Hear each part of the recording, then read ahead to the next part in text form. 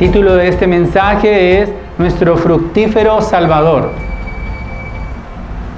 Y no sé si algunos de nosotros a veces escuchamos de obras que se hicieron por los gobiernos de turno, pero nunca se usaron.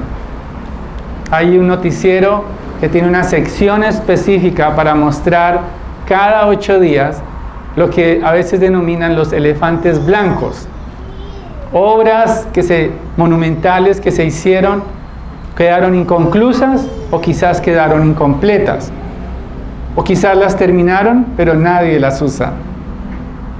Y hay una de ellas que está aquí en Cali. Ya la terminaron, ya la están usando, pero no tiene sentido. Queda frente a la Universidad Santiago de Cali y muchos caleños le llaman el Puente Milagroso. Un lado del puente es apto para subir con sillas de ruedas para la gente discapacitada. Pero oh sorpresa, al pasar el puente, en el otro lado solo hay escaleras. Es muy interesante porque nos lleva a recordar cómo la expectativa de la gente que sube en silla de ruedas es ¿cuál? Bajar cómodamente y cruzar esa calle. Pero se encuentra con las escaleras. Y algo así estaba pasando en el templo de Jerusalén. Había la expectativa de llegar al lugar donde Dios les perdonaría. Pero se encontraron con una barrera, con un obstáculo. Parecía desde lejos el templo que daba acceso a Dios, pero estaba haciendo todo lo contrario, estaba obstruyendo a aquellos que querían ser perdonados. Y precisamente este es mi mensaje en esta mañana, y quiero argumentar este tema para nosotros como un argumento que voy a usar el texto de la palabra de Dios para entender que Jesús ha removido los obstáculos que nos impiden tener comunión con Dios. Jesucristo ha removido los obstáculos que nos impedían tener la comunión con Dios. Y en primer lugar, quienes a veces les gusta tomar nota, veremos de los versículos 12 al 21 que Jesús remueve los obstáculos. Y en segundo lugar, de los versículos 22 al 26, Jesús produce fruto. Jesús remueve los obstáculos y Jesús produce fruto. En primer lugar, vemos a nuestro Señor Jesucristo, está saliendo de Betania y en su humanidad Él tiene hambre y el hambre lo lleva a ver una higuera que tenía hojas. Ahora, no es que el Señor Jesucristo escogió esta higuera, como vamos a ver más adelante, simplemente para maldecirla, no. Simplemente Él quería desayunar esta mañana con higos. Estaban al lado del camino. Él ve la higuera con hojas. Ahora, las higueras que tienen hojas generalmente dan la expectativa de tener fruto. Y esto era lo que sucedía con este árbol. El Señor se acerca, si quizás hallara algo en ella, pero cuando llega parece que esta higuera es engañosa, porque no era tiempo de higos, pero como tiene hojas, llama la atención, pero no tiene higos. Es muy particular. Es una higuera engañosa, porque está adornada con hojas, pero no tiene fruto para alimentar a nuestro Señor.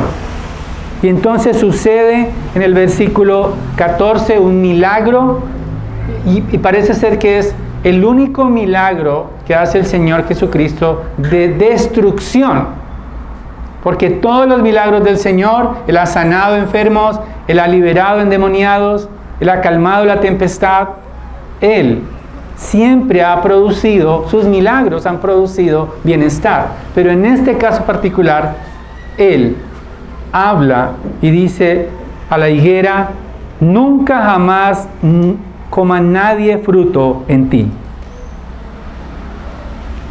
Esta higuera, como Pedro se percata en el versículo 20, quedó seca desde las raíces. Más adelante se dan cuenta. Pero el Señor Jesucristo está usando esta higuera para comunicar un mensaje. Y es la apariencia engañosa de los fariseos, de la clase religiosa que administraba el templo de Jerusalén. El Señor quiere mostrar que había hipocresía porque parecían ser fructíferos, como esta higuera. Y generalmente, como vemos en el Antiguo Testamento, la higuera, el árbol de higos, es a veces usado por los profetas como una manera de mencionar a Israel, como un árbol de higuera, de higos. Pero más adelante el Señor continúa con que queda en la mente esas palabras del Señor: jamás coma nadie fruto de ti. Inmediatamente entonces llegan a Jerusalén y allí sucede también la purificación del templo. Dice que entraron en Jerusalén, y específicamente el versículo 15 nos dice que el Señor Jesús entró en el templo y comenzó a echar fuera a los que vendían y compraban en el templo. Con la autoridad del Hijo de Dios entra en lo que se denomina el atrio de los gentiles, es decir, el lugar más amplio del templo, donde los gentiles eran convocados a acercarse al templo. Tenían restringido unas áreas donde solamente entraban las mujeres y también los sacerdotes, y mucho menos podían acercarse al lugar santísimo. La única área que ellos tenían para poder estar cerca es el atrio de los gentiles. Ese lugar estaba plagado de comercio y el Señor interviene allí actuando personalmente como Dios mismo, el Hijo de Dios, limpiando ese templo. Él tenía razones para ver la corrupción que estaba produciéndose en ese lugar, porque vendían animales allí. Dice el Señor o más bien el texto de la palabra en el versículo 15, que comenzó a echar fuera a los que vendían y compraban en el templo. Vendían animales, compraban animales. Pero en realidad se trataba de un negocio muy bien, como una máquina muy bien aceitada. El sumo sacerdote prácticamente arrendaba esos lugares a los vendedores de animales, porque para todos los peregrinos que llegaban a Jerusalén, llegaban a juntarse al menos 200,000 personas en ese lugar, todos buscando presentar sacrificios. Entonces, ese lugar vendían animales que eran catalogados por los sacerdotes como perfectos. Al comprar un animal en el templo, les aseguraban que ese animal sí iba a ser aceptado por los sacerdotes. Y como estaba arrendado el lugar, ellos le daban parte de ese dinero, de las ganancias, al sumo sacerdote y su familia. O sea, bien distribuida el negocio familiar de los sumos sacerdotes. Pero no solamente vendían animales, sino que había también quienes cambiaban monedas. La única moneda aceptada era la moneda judía. Entonces, quienes traían monedas griegas, romanas, tenían allí los cambistas, y dicen los eruditos que probablemente ellos se quedaban con el 10 al 12% de las ganancias. Era una buena casa de cambio. Pero agregado a eso, no solamente se lucraban los sumos sacerdotes y su familia, porque ellos también tenían que darle una comisión a los administradores del templo en ese momento. sino que también ellos vendían palomas a los pobres, obviamente con un precio más elevado, porque la única manera que los pobres podían presentar su sacrificio, recordemos que José y María presentaron palomas, porque no les alcanzaba el dinero para presentar ovejas. O sea, ellos tenían prácticamente un negocio de venta de palomas para el sacrificio, y eran miles. Imagínense todo lo que, el olor de ese atrio de los gentiles. Imagínense el corre-corre, el comercio, el hedor que estaba sucediendo. Y por eso el Señor, Él entra. Tampoco permitía que nadie transportara objeto, porque estaban usando ese atrio de los gentiles como una especie de atajo para pasar de un lado a otro, por unas puertas en el templo de Jerusalén. No sé si cobraban comisión allí, pero lo que es cierto es que era un desorden total. Entonces cualquier gentil que visitaba el templo veía a los judíos lo que estaban haciendo y no creería en las enseñanzas, no creería en el Dios verdadero, sino que lo que estaban viendo era un obstáculo. Y como veíamos, Isaías nos habla en Isaías 56 que el Señor estableció su templo para acoger a todo aquel extranjero que quisiera postrarse ante el Rey, el único Dios verdadero, Yahweh. Y por lo tanto, lo que estaba sucediendo allí era un obstáculo para que aquellos que estaban queriendo reconciliarse con Dios, los que querían acercarse al Dios verdadero, el único lugar establecido sobre el planeta era Jerusalén para poder reconciliarse con Dios. Donde estaba la morada del Dios Santo, en el lugar santísimo, era el único acceso para ser perdonados, para ser restaurados con su Creador. Pero como dice el Señor, y citando Isaías 56:7, ¿no está escrito? Mi casa será llamada casa de oración para todas las naciones, y ustedes la han hecho cueva de ladrones. El templo, y específicamente ese lugar, ese atrio de los gentiles, debía ser el lugar de las plegarias a Dios, porque ellos no podían entrar más allá. Era el lugar donde ellos podían acercarse para ser restaurados, para ser reconciliados, para tener acceso al trono de la gracia. Todas las naciones eran invitadas a adorar a Dios. Dice Matthew Henry que el altar de incienso era de oro, pero lo más cercano que tenían al trono de la gracia era el altar de los...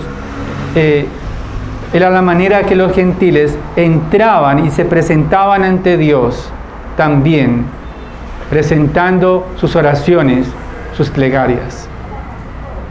No tenían acceso al lugar de los holocaustos, pero sí tenían acceso para orar a Dios. Pero el Señor usa palabras fuertes, citando a Jeremías capítulo 7. Dice, pero ustedes la han hecho cueva de ladrones. Porque Jeremías está citando ese texto, cueva de ladrones, porque Israel estaba oprimiendo al extranjero. Estaba queriendo creerse que tenía la exclusividad del acceso a Dios. Pero paralelamente con sus actos religiosos externos, paralelamente con su devoción externa y mecánica, Israel había caído en la depravación. Porque oprimía al huérfano, oprimía a la viuda, pero al mismo tiempo hacía largas oraciones. Los pobres son víctimas de los comerciantes de palomas. Y el Señor les dice, ustedes son cueva de ladrones. Igual que en tiempos de Jeremías, están oprimiendo a los pobres, están lucrándose con los que necesitan reconciliarse con Dios. Son cueva de ladrones. Pero aquellos a quienes estaban dirigidas estas palabras, aquellos a quienes el Señor está apuntando hacia la hipocresía, los principales sacerdotes y los escribas, versículo 18, apenas oyeron esto, no se arrepintieron. No se postraron ante el Hijo de Dios que ya había dado todas las señales a ellos para que fuera recibido como el Mesías. Había entrado a Jerusalén en ese burrito, en ese pollino, en ese asno pequeño. Todos se habían dado cuenta, pero ellos no. Porque inmediatamente descubren que la fuente de sus ganancias, que la fuente de su riqueza está atentando. El Señor quieren destruirlo. Dice el versículo 18. Y los escribas oyeron esto y buscaban cómo destruir a Jesús. El verbo en que está descrita ese verbo destruir en el idioma original está en el imperfecto. ¿Qué quiere decir? Que no lo iban a hacer en ese momento, sino que iban a maquinar cómo matar a Jesús, aquel que les estaba quitando la fuente de su ganancia. Por eso quieren destruirlo. Pero tenían miedo, al menos por el momento, pues toda la multitud estaba admirada de su enseñanza. Escuchaban a Jesús, escuchaban la autoridad del Hijo de Dios, estaban escuchando la autoridad del Rey Celestial que está en medio de ellos. Están escuchando personalmente cómo la gloria de Dios se pasea por el templo, porque ver a Cristo es ver al Dios viviente allí en medio de ellos, personalmente, pero no se arrepintieron. Escucharon a los profetas, escucharon las advertencias de los profetas, escucharon las advertencias del Hijo de Dios, pero aún así su envidia, su odio creció. En vez de postrarse en arrepentimiento, en vez de doblegar sus corazones en arrepentimiento y adoración al Hijo de Dios, en vez de dejar a un lado toda esa idolatría hacia ellos mismos, hacia las riquezas, en vez de dejar inmediatamente y mostrar una señal de arrepentimiento inmediata ante las palabras del Hijo de Dios y las advertencias del Rey Celestial, quieren destruirlo.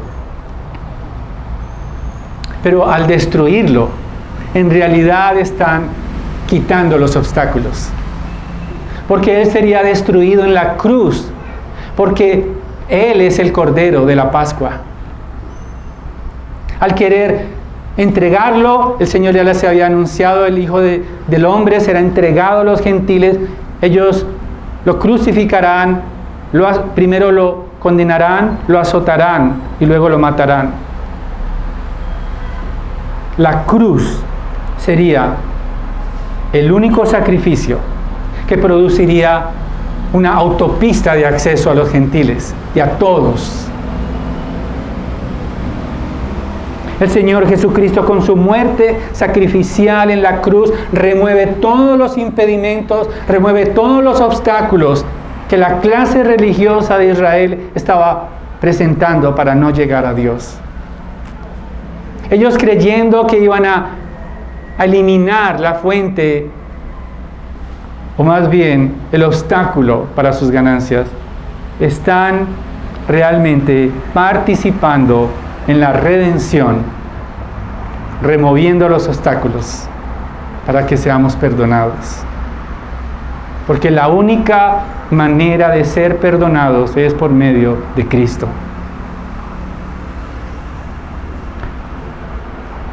La religiosidad no solamente se ve en tiempos del Señor Jesucristo, sino que también en este tiempo, como la higuera, la religiosidad adorna con hojas que parecen fruto, pero no hay fruto. Hoy en día se habla de un lenguaje teológico que puede tratar de impresionar a las personas, pero a Dios no le impresiona, sino un corazón contrito y humillado, y la evidencia en las vidas de una vida de arrepentimiento, que abandona el pecado, abandona la idolatría, abandona las fuentes de satisfacción, abandona la única posibilidad, abandona la autosuficiencia y se entrega únicamente a Cristo. El Señor, al igual que esa higuera que se atravesó en su camino, mirará cada corazón de todos los religiosos, y estoy incluyendo aún a los cristianos y también a los cristianos reformados, incluyéndome a mí. Porque el Señor no hará exámenes de teología en su reino. Él buscará fruto de arrepentimiento, porque Él es el único acceso al Padre Celestial.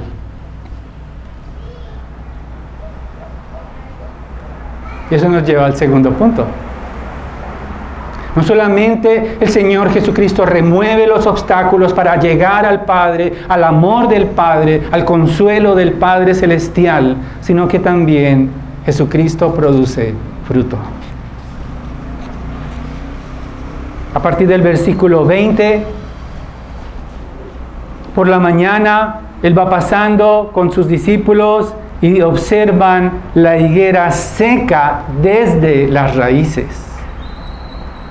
Llama la atención de Pedro. Parece ser que Pedro fue testigo ocular de esta planta seca. Él es el que dio la información y los datos a Marcos para poder detallar estas con precisión, tanto los sentimientos como lo que pudo ver. Pedro le dice al Señor: Rabí, mira la higuera que maldijiste, se ha secado por tu palabra. Y es el anuncio de lo que pasaría con el templo de Jerusalén. Ese templo, como era un obstáculo, y el Señor sabe que es un obstáculo, Él les dice: no quedará piedra sobre piedra en este templo. En el año 70 después de Cristo fue destruido por el emperador Tito.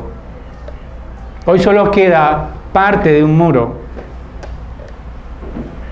porque ahora la única manera de entrar al trono de Dios, de tener acceso a ese lugar santísimo y glorioso en el que somos perdonados, en el que somos restaurados, es confiando en Cristo. Aquel que no confía en Cristo va a secarse desde las raíces. No habrá posibilidad alguna de dar fruto. Aquellos que escuchan una y otra vez el mensaje del Evangelio, aquellos que se endurecen una y otra vez, aquellos que rechazan la gloria y la majestad del Rey, aquellos que escuchan pero no se arrepienten de sus pecados, no doblegan sus almas ante el Rey, un día serán estériles para siempre. Pero hay esperanza. Cuando Pedro le dice al Señor que la higuera se ha secado, Él le contesta de una manera sorpresiva. Ni siquiera le habla de la higuera. Le responde: tengan fe en Dios. Tengan fe en Dios, porque en verdad os digo que cualquiera que diga a este monte: quítate y arrójate al mar, y no dude en su corazón, sino que crea lo que dice que va a suceder, le será concedido. Tener fe en este contexto es confiar en la obra redentora de Cristo. Confiar en la obra purificadora de nuestro Redentor. Creer que Jesucristo es el Mesías prometido desde Génesis 3:15. Creer que es el único que puede restaurar el corazón. Él es el único que puede remover los obstáculos.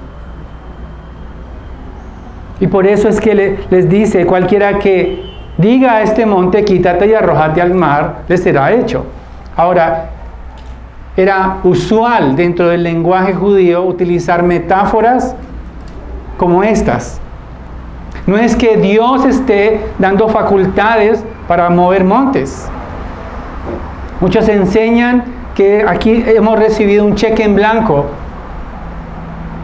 para pedir a Dios lo que quisiéramos, aún nuestros caprichos, nuestros deseos, aún para saciar nuestro egoísmo, pero eso no es cierto. Es un lenguaje metafórico, porque las montañas que el Señor garantiza que serán movidas son las montañas de incredulidad, son las montañas del pecado que parece no permitir acceso a Dios. Las montañas de religiosidad serán movidas.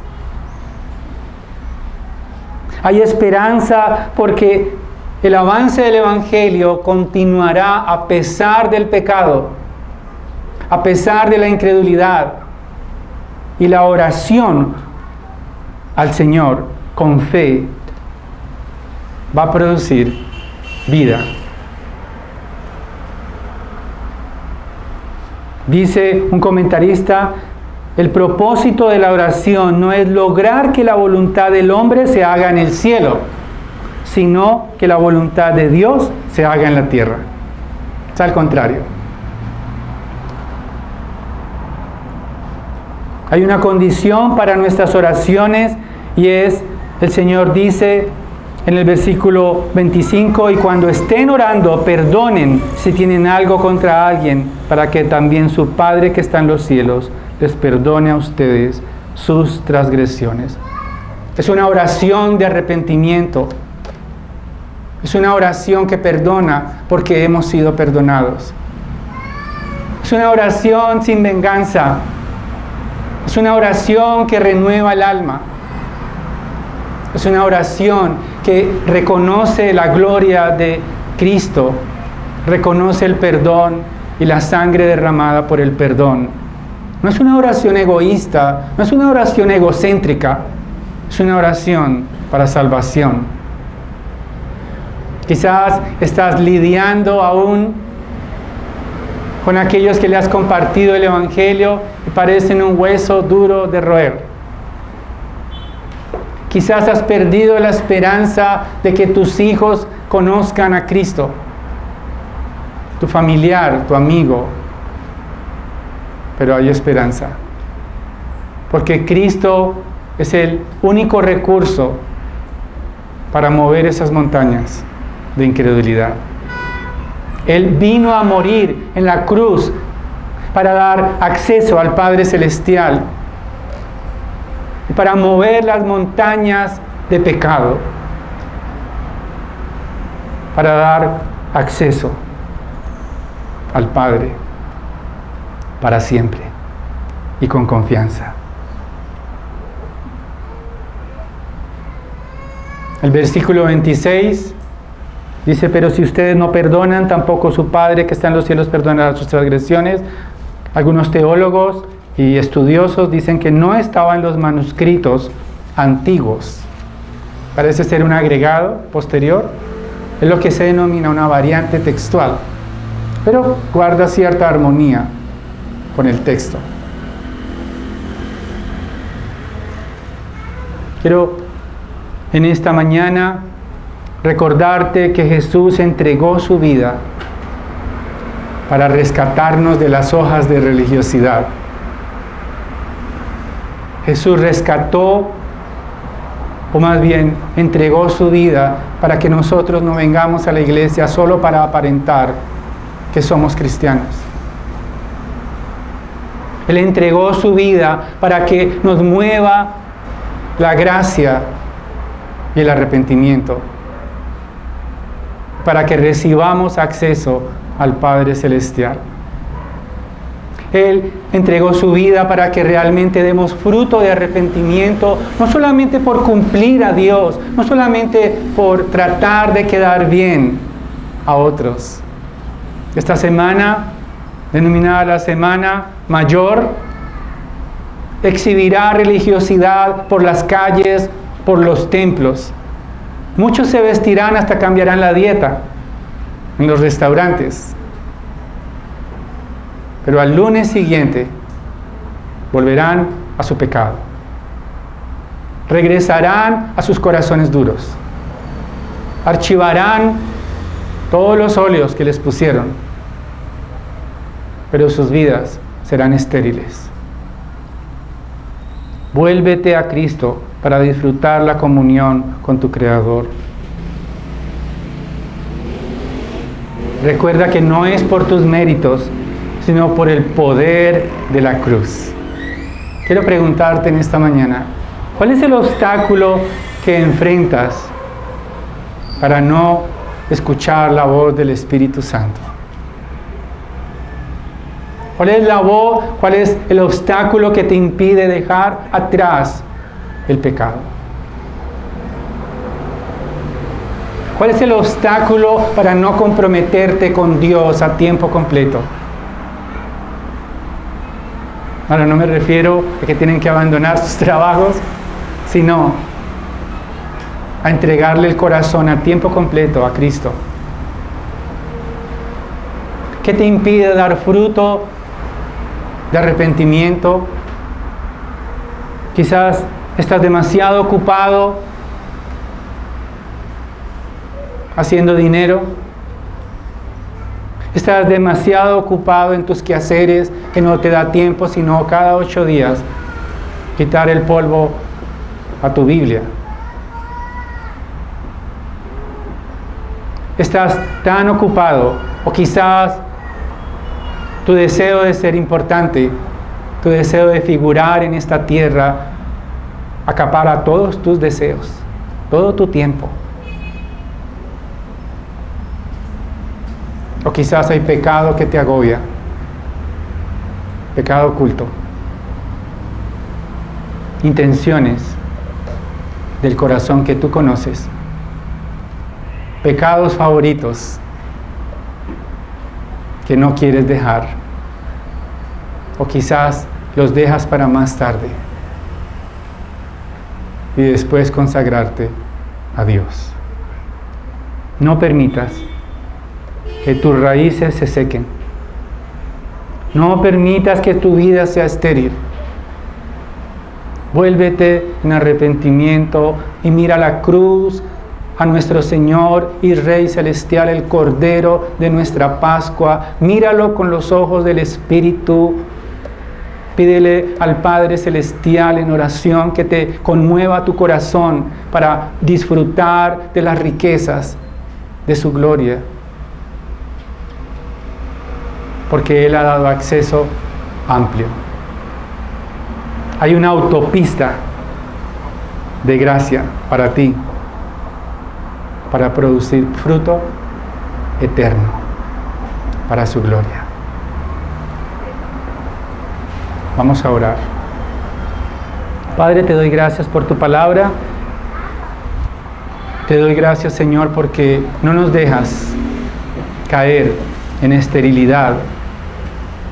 Ayúdanos a dar fruto con una vida que verdaderamente represente los intereses de tu gloria, sometida a tu autoridad y gozosa de celebrar la libertad del pecado.